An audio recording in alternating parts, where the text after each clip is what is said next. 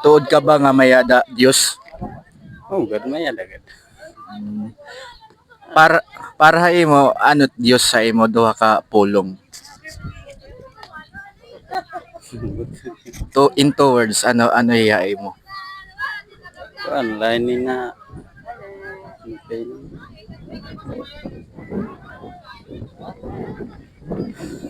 Dili mo pa ma-explain sige lang okay la.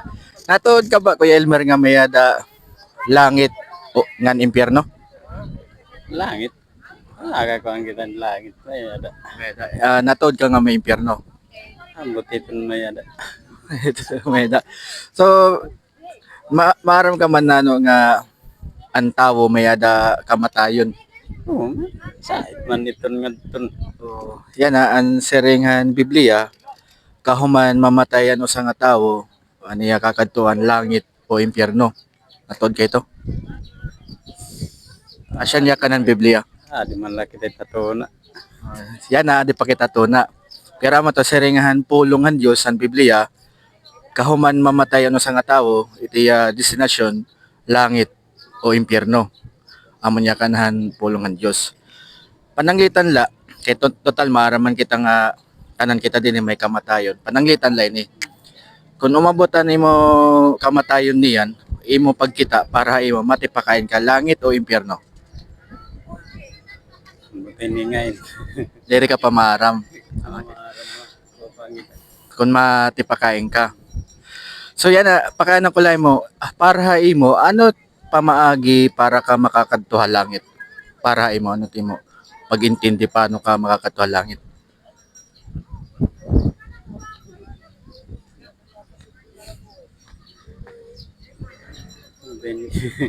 Diri ka pamaram. So yan maaram ka nga kuan na nakilala ka kan Jesus. Ana ada din sa Biblia. Hindi pa man gad nang Kan Hesus Kristo ang ginraisang ha krus. na kuan pa man laki. Pero nakabati ka ng istorya, maaram ka ng istorya nga Mga istorya. parte kan Hesus nga namatay ginraisang iya krus. Maaram ka ito nga istorya. Okay, so yan seringahan Biblia ang pagka din ni Jesus para pagtalwasan niya mga tao. So yan ang rason kaya ano ni kinahanglan talwason niya mga tao kay tungod sala. So amon to niya kanang Biblia nga tanan nga tawo, tanan kita mayada sala, Sait gud. di ba? Sayod. Yan ang karuyag signo ng sala, Kuya Elmer. Asya ini ang resultahan naton pagkalapas han balaod o kaburuton han Dios. Tumalapas nga ni kita haniya balaod sala ito. Amatot kuan. So yan ano ba mga balaod han Dios na aton gintalapas? Usa na ito din ang tinatawag na 10 commandments or napulong nga sugo. Nakabati ka na han 10 commandments.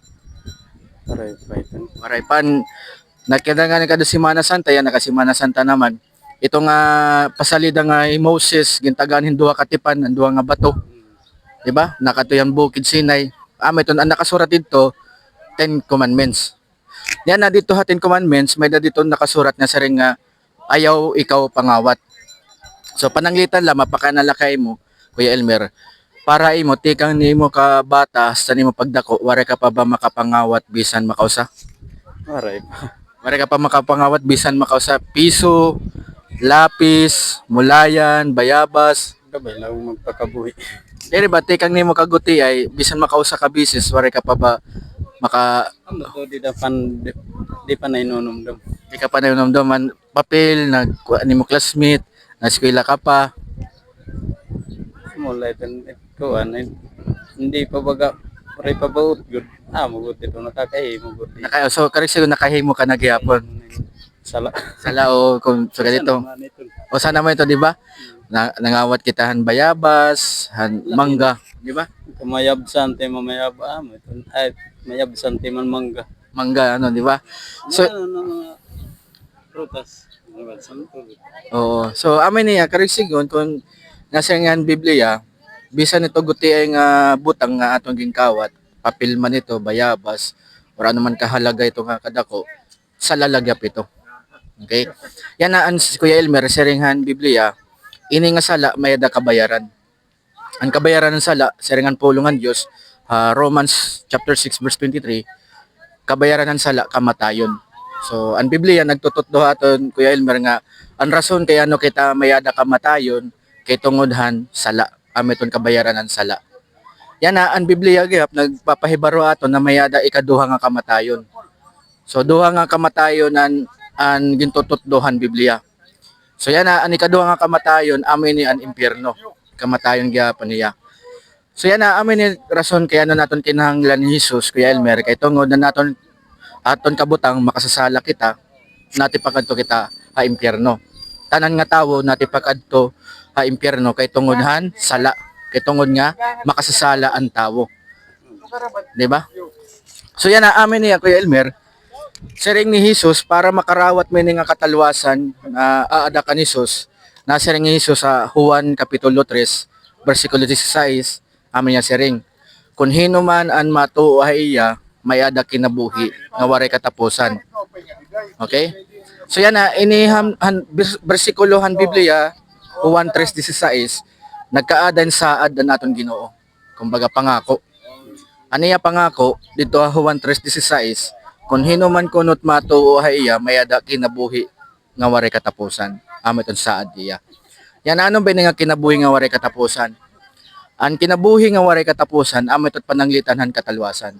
Aniya saad Kuya Elmer, kung ikaw matuo ka iya, kinasing-kasing mo yung kakarawton nga usan mo nga manunubos ng Ginoo, aniya saad haton, pag mamatay kita, adto kita ginhadian ng Dios sa langit. So ameton ang tutdo ni Jesus base iya pulong han Juan 3:16, aniya tutdo para ka makasulodhan ginhadian ng Dios, pinaagihin pagkaadang pagtuo iya. Wari nga ni kita kan Jesus, di kita pasudlon nga tuha Dios, di kita pasudlon ng Dios dito iya ginhadian. So siring gyap niya Juan 14:6, aman niya siring nga ako ang dalan, akong kinabuhi, akong kamatuoran, waray mga kadtuha amay kundi pinaagya. So pinaagila ka ni Kristo, makakadto kita aton amay. So amin yan, kuan ko lang gusto ko ipahibaroy mga mensahe nga ang pulungan Dios nagpapaibaro aton na kita makasasala kita. Nga which is na gina-admitar ni mga makasasala. Uri ko nagpretikto. Waray perpekto tama. Kaysa ringan pulungan Dios Kuya Elmer nga Roma 3:23 nga tanan nakasala. Tanan kita makasasala. Amo gap gusto ni papaybarong pulungan Dios nga waray tawong na nakaperpekto haniya balaod. Tanan nga tawo tumalapas han balaod ang Dios. Waray tawo nga nakatuman hin pagperpekto han balaod ang Dios. Tungod dito, amin ito rason na kinahanglan naton magkaada hin katalwasan pinagi kan Jesus. Yan ay nga katalwasan na ada kan Jesus sa niya tutdo, pinaagihin pagkaada hin pagtuo iya. Okay? So amin ito ginaaro hato ng Biblia, makakasulod kita ha langit, pinaagihin pagtuo kan Jesus. Okay? Ano nimo ko na may pakiana ka? O alright. So ano to nanakon ginistorya imo? Imo pagkita pag unahunahon mo bahin maupay? Intindihan na lahat. Iintindihan mo ana yung maupay. Niyan kung kauman nimo pag may naka bakante nga oras ano ka kumaturog, ginaaghat ko ikaw nga magampo ka Dios. Magpasalamat ka kaya no ginpadara niya Jesus para magkada kitang katalwasan.